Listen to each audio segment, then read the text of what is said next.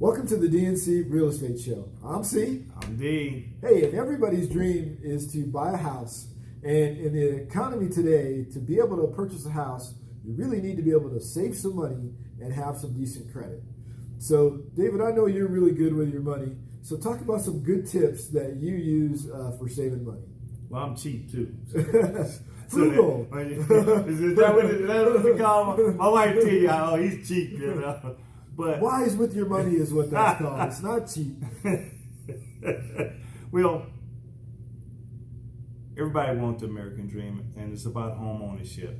If you really want to, it's always good to have something that's yours. That's right. And you would take care of it, correct? Yes, sir. But to do that, to get a home, you need to save some money. And I'm going to have you talk a little bit about the credit portion of it. But you have to save some money. So the first thing I would tell you to do, get a goal, you know. Okay. And it really starts actually when you're a kid, you know. Get your kid a piggy bank. You know, get him a piggy bank. Just teach him how, you know, how to conserve money. It's saving money, and that's the hardest thing you do in life, because once you work hard, you want to reward yourself, and usually rewarding yourself is getting material things. and you know what I mean? So, yes, I do. So it's kind of going back and creating a goal. Really, what I want to do when I grow up, you know, I want to own a home. So if I want to own a home, what does it take for me to get a home? So I would say saving money. First of all, you need to save money. And that's really, really hard, especially when you work hard, you really want to save it. And what's the first thing we always want to do when we saving money? Get that big old car, that nice car. Well, we look good, we find a nice girl, dress nice, buy nice things. What I try to instill in my kids, we'll get you something that'll take you to A to B.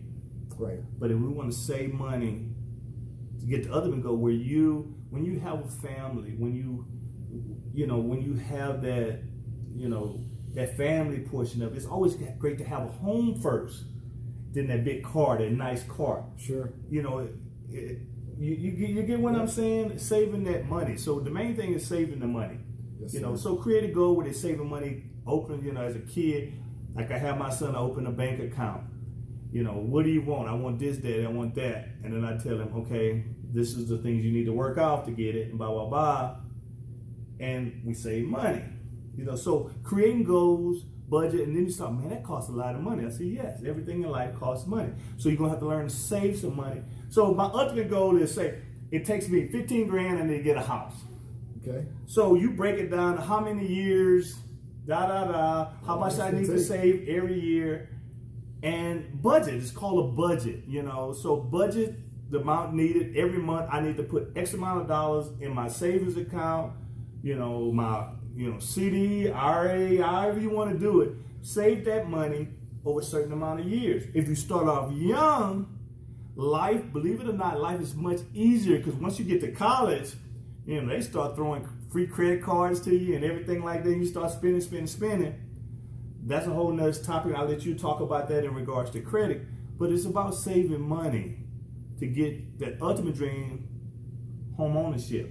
Because once you have home ownership, you know, statistics say everything in life is a lot better once you own a home. Sure. When you rent a home, you actually paying for somebody who owns a home, their place. You're paying somebody's mortgage. Yes, absolutely. You're paying their mortgage. So yes, sir. The main thing is you know, it's a little discipline involved with this. Yes, getting sir. a home. But I would say get home, the nice car.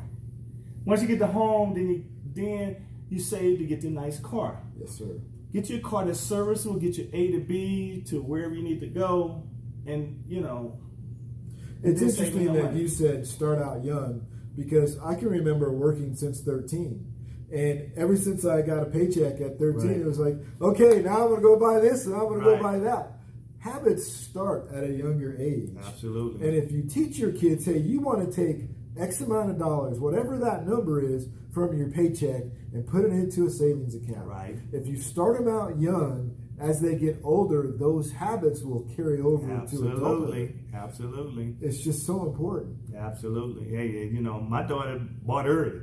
You know, I mean, she bought early at 25 years old. And actually, I was trying to get her to buy it as soon as she got out of college, 22, 23. So she creates some equity and all that stuff. But I don't want to get into that as a whole nother topic. Let's talk about credit. Talk a little bit about credit. So the other piece to that is your credit. So you have to make sure that you establish credit. So as a younger person, David talked about how when you get into college, these, Capital One and all these other credit card companies will start sending you a credit card. Hey, get a credit card. And, it's funny because I can remember being a young adult thinking, hey, I got this credit card and I'll just go out and buy whatever I want. Right. And the payment's only $15, $20 a month. Right. And if I miss one payment, I'll just make it up next month. Right. And those are the problems that you don't want to get yourself into.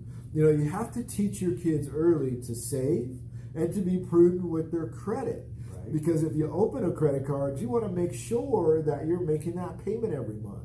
You want to make sure that you don't charge more than 30%.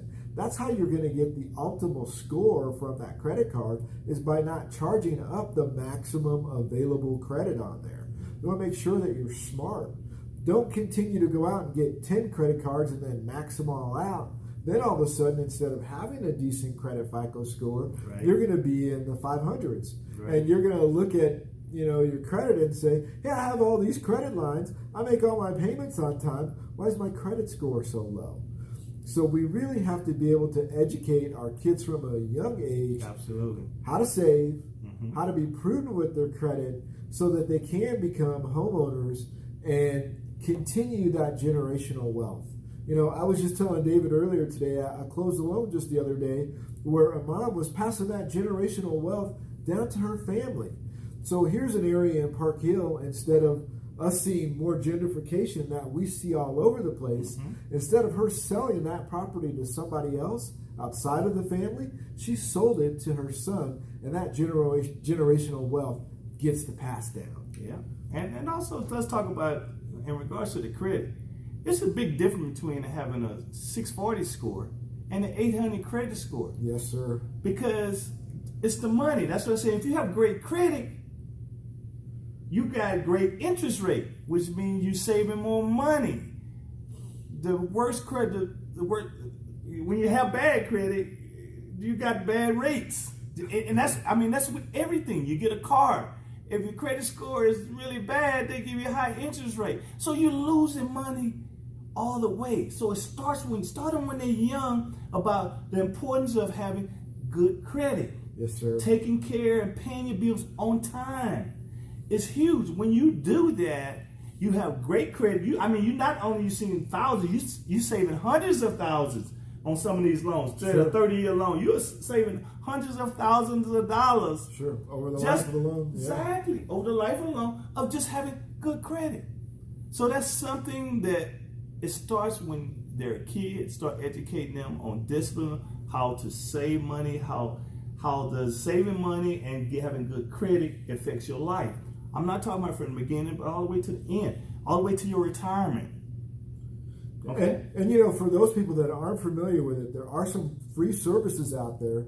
One, you can get a free copy of your credit report, Experian or Equifax. You're allowed to get one free copy every year.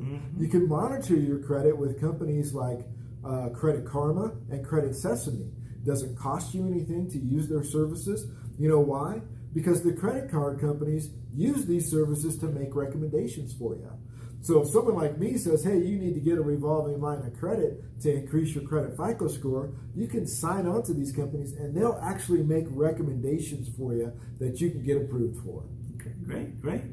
Well, that's about it. So why don't you give them your information? Hey, Calvin Mallard at Fairway Independent Mortgage. Reach out to me at 720-364-9726. You can apply online at loansbycalvin.com. You can look me up on Google and Facebook at Loans by Calvin. How about you, David? How can everybody get a hold of you? David Babbitt, Caldwell Banker Realty. My phone number is 303-903-0395. You can go to my website, mynewhomeincolorado.com. Or you can hit me up on my social media, therealestateman247.com. Have a blessed day, everyone. Hey, happy 4th of July weekend, everybody. I know it's coming up, so you guys be safe out there. Absolutely. Be careful. Take care.